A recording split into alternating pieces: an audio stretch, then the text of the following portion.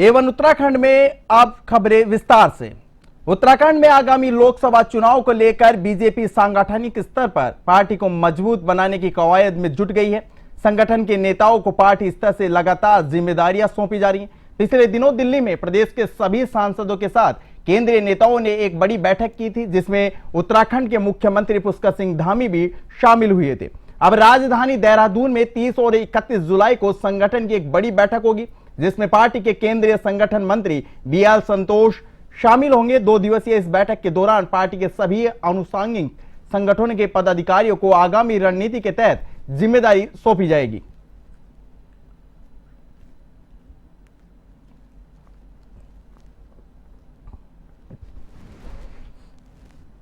हमारे भारतीय जनता पार्टी के राष्ट्रीय महामंत्री संगठन आदरणीय BL संतोष जी 2 दिवसीय प्रवास पर उत्तराखंड में आ रहे हैं और वो विभिन्न प्रकार की बैठकें, संगठनात्मक बैठकें लेंगे, जिसमें हमारे प्रदेश पदाधिकारियों की, जिलाध्यक्षों की और जो हमारे जिलों के प्रभारी बनाए गए हैं उनके साथ वो बैठक करने जा रहे हैं। इसके साथ ही हमारे प्रदेश की जो कोर कमेटी है उसमें हमारे सांसदगण और हमारी जो कोर कमेटी बनाई गई है उसके साथ भी वो बैठने वाले हैं। साथ ही विभिन्न प्रकार के आगे के कार्यक्रम किस प्रकार से पार्टी के रहने वाले हैं और आगामी 2024 के चुनाव को लेकर के पार्टी के क्या क्या कार्यक्रम निर्धारित किए जाएंगे, इसको लेकर के विचार उनके द्वारा किया जाएगा।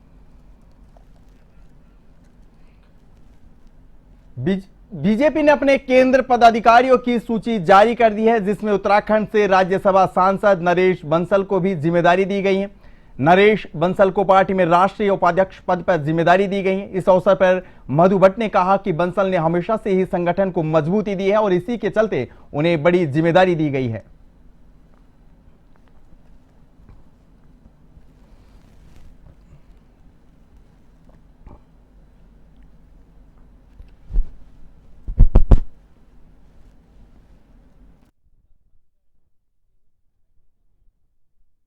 देखिए, निश्चित रूप से माननीय नरेश बंसल जी हमारे पूरे संगठन के हमेशा से उन्होंने यहाँ की जो उत्तराखंड की जो संगठन को है उसको मजबूती दी है। साथ में वो अब केंद्रीय नेतृत्व के द्वारा जो उसको राष्ट्रीय जो संगठन में उनको जगह मिली है, निश्चित रूप से उत्तराखंड में इससे बहुत ही खुशी है और हम धन्यवाद देते हैं शीर्ष नेतृत्व का, अपने संगठन का, कि उन्होंने इतने वरिष्ठ नेता को अपने जो उसमें सम्मिलित किया।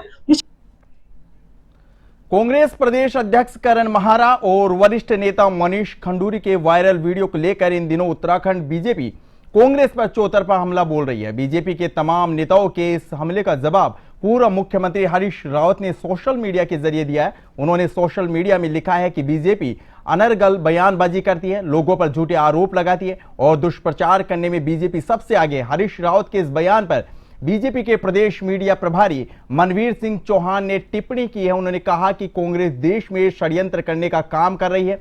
प्रदेश में धामी सरकार अच्छे काम कर रही है, उनके खिलाफ षड्यंत्र कर आलेख, अनर्गल बयानबाजी करना, युवाओं को भड़काना, यह कांग्रेस का काम है।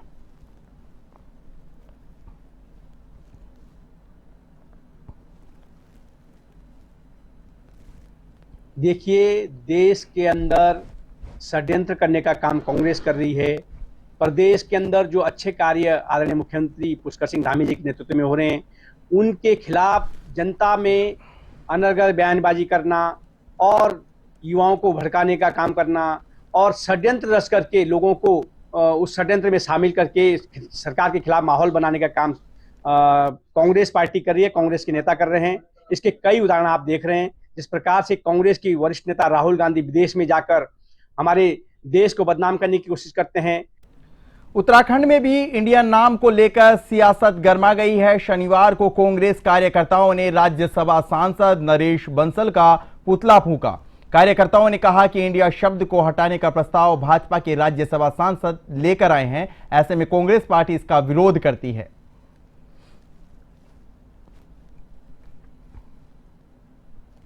का एक बयान आया है जिसमें उन्होंने बोला है कि संसद में इंडिया शब्द का इस्तेमाल नहीं होना चाहिए।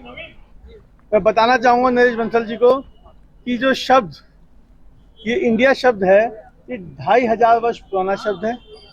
इंडस रिवर से लिया गया है और हिंदू शब्द भी इंडस रिवर से ही लिया गया है।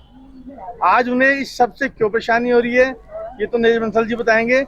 और मैं बताना चाहूँगा आपको कि संविधान से छेड़छाड़ ये लोग करने की सोच रहे हैं, क्योंकि संविधान जो बाबा भीमराव अम्बेडकर साहब ने बनाया है, दलित वर्ग संविधान को बाबा भीमराव अम्बेडकर जी को दोनों को बहुत मानता है, और दलित वर्ग से जो छेड़छाड़ की जा रही है बिल्कुल बर्दाश्त नहीं किया जाएगा। और दूसरी बात मैं बताना चाहूँगा, भले वो स्किल इंडिया हो, डिजिटल इंडिया हो, सब जगह इंडिया शब्द का उन्होंने इस्तेमाल किया। उधम सिंह नगर जिले के किच्छा क्षेत्र से पत्नी की हत्या का एक सनसनीखेज मामला सामने आया है। पति को साइको किलर माना जा रहा है। एसएसपी मंजुनाथ टीसी ने इस मामले में बताया कि संतोष ने अपनी पत्नी की हत्या शव को नाले में दफना दिया, जिस उसकी पहली पत्नी की भी संदिग्ध परिस्थितियों में मौत हो गई थी। दूसरी पत्नी के घर वालों ने जब उसके गुमशुदगी की रिपोर्ट दर्ज कराई तो मामले का खुलासा हुआ।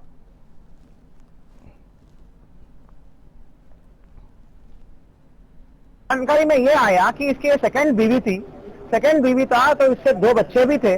तो इसने क्या करा, उस बीवी के साथ जो है बहुत ज्यादा शारीरिक उत्पीड़न करता था, और एक दिन उसको गला घोट के उसके पास डंडे से मार के उसको मार दिया, और उसके बाद कट्टे में भर के उसको प्रतापपुर नाले के पास जाके दफना दिया। यहाँ खत्म नहीं होती कहानी। इसके बाद ये वहां पे गया जहाँ इसकी ससुराल है, जहाँ से ये केंदल आती है। केंदल की मम्मी पापा के पास गया, वहां शिकायत लगाया कि तुमने तो घटिया बेटी दे दिया मुझे, हमें तो छोड़ दिए चली गई वो, अब मेरे बच्चे कौन पालेंगे, पहली बीवी से भी 3 बच्चे मेरा, टोटल सारे बच्चे कौन पालेंगे करके ऐसे दबाव बना के उनकी गरीब होने का नाजायज फायदा उठाकर उनके जो सबसे निचले मतलब छोटी बेटी थी जो 16 साल की है, उसके साथ उसने वहां पे शारीरिक शोषण किया। 4-5 दिन वहां रुका, उसको वहां रेप किया, पॉक्सो का अपराध किया, उसके बाद उसको मार के पीट के यहाँ लेके आया। उत्तराखंड कांग्रेस के प्रदेश अध्यक्ष करण महारा और वरिष्ठ नेता मनीष खंडूरी के गढ़वाल वासियों को लेकर दिए बयान का एक वीडियो वायरल हो गया। इस वीडियो को लेकर भाजपा कांग्रेसी नेताओं पर हमलावर हो गई। वहीं वायरल वीडियो को लेकर कांग्रेस प्रदेश अध्यक्ष ने सफाई देते हुए कहा कि वीडियो को एडिट किया गया है।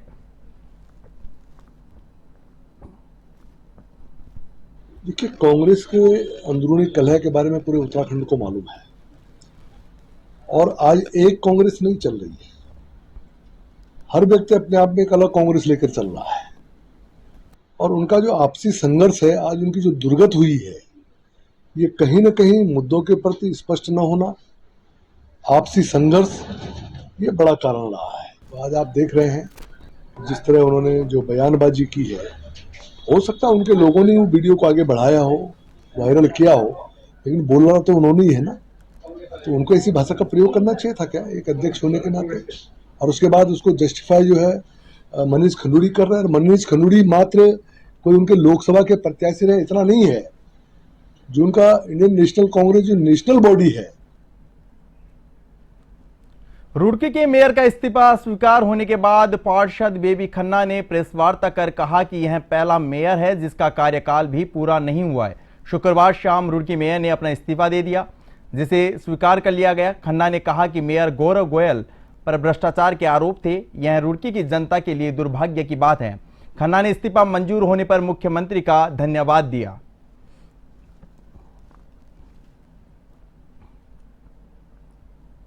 मैं 30 साल से सभासद और पार्षद हूँ। जो भी चेयरमैन मेयर बने वो सब पार्षदों से मिलके, पब्लिक से मिलके जनता के हितों में काम करते थे। इनकी सिर्फ एक ही थ्योरी रही कि भ्रष्टाचार कहाँ से करूं, और इनको कोई सूझ नहीं थी। सुबह एक डायरी लेके आ जाते थे और उसमें भ्रष्टाचार में जो भी पैसा इकट्ठा होता था वो करते थे। जो अच्छे विकास कार्य थे, जो जनता से जुड़े हुए थे, जैसे पानी का ड्रेनेज सिस्टम है, हमारी रुड़की का बहुत अच्छा सिस्टम था, उसको बढ़ावा देते, उसके नाले बनाते। आप देखिए भी साउथ सिविल लाइन में क्या हालत हुई। साइबर सेल पुलिस ने 1 जनवरी 2023 से 28 जुलाई 2023 तक मोबाइल खोने संबंधी शिकायतों पर कार्रवाई की है और 25,64,445 रुपए कीमत के 165 मोबाइल फोन बरामद किए हैं। बरामद किए मोबाइलों को उनके स्वामियों को एसएसपी ने सुपुर्द किए हैं। एसएसपी ने जनता से अपील की है कि कम मूल्य के लालच में किसी भी अनजान व्यक्ति से बिना बिल और उसके वैधानिक पहचान पत्र के कोई मोबाइल न खरीदें।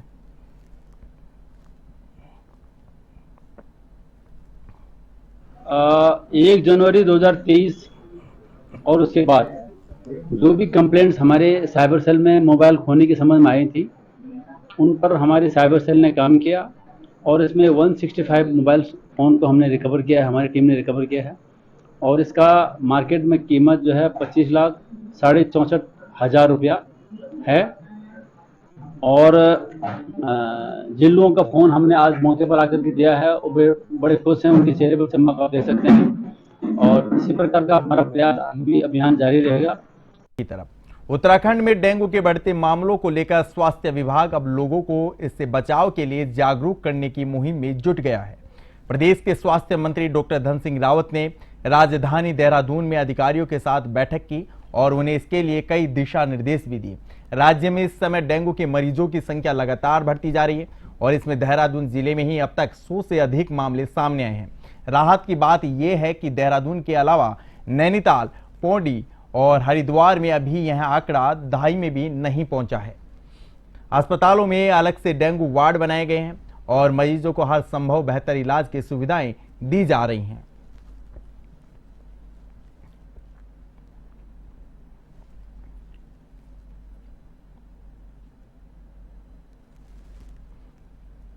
बैठक की है डेंगू के बारे में, और मैंने अभी कुमाऊं में भी बैठक की, गढ़वाल में भी किया, देहरादून में भी की है।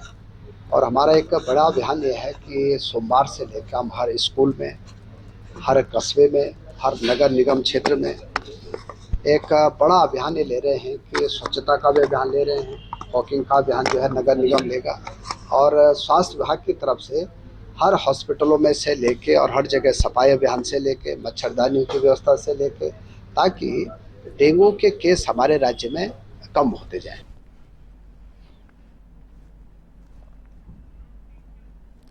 लाल कुआं से पहली बार हरिद्वार डाक कांवड़ यात्रा का आयोजन किया गया। इस मौके पर पूर्व चेयरमैन पवन कुमार चौहान भी मौजूद रहे। ये 3 दिवसीय यात्रा हरिद्वार से गंगाजल भरकर पैदल लाल कुआं पहुंचेगी। इस यात्रा में 45 सदस्य शामिल हैं।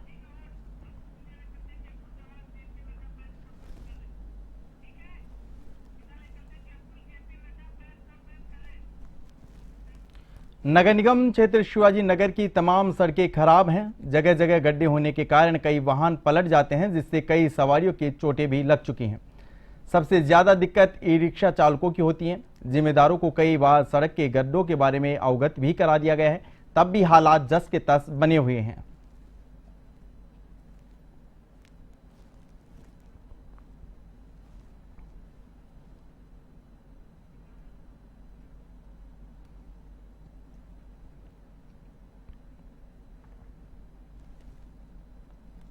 अभी मैं आपको बताना चाहूँगा कि अभी 2 हफ्ते पहले जो है हमारी माननीय महापौर महोदय द्वारा जो है एक मीटिंग ली गई थी, जिस मीटिंग पे जो है हमने इन सभी बातों के बारे में बताया था। उन्होंने जल्द ही उन सड़कों पे जो है कार्रवाई करने के लिए अधिशासी अभियंता जो हमारे एक्शन साहब है नगर निगम के, उनको कहा है।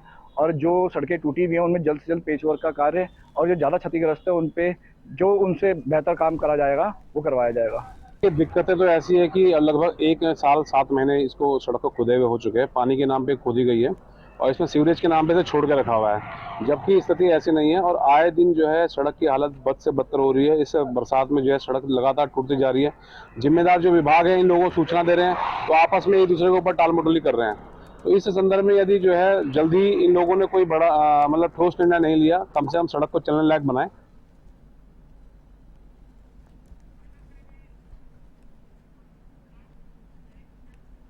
फिलहाल A1 उत्तराखंड में इतना ही। आप देखते रहिए A1 टीवी। नमस्कार।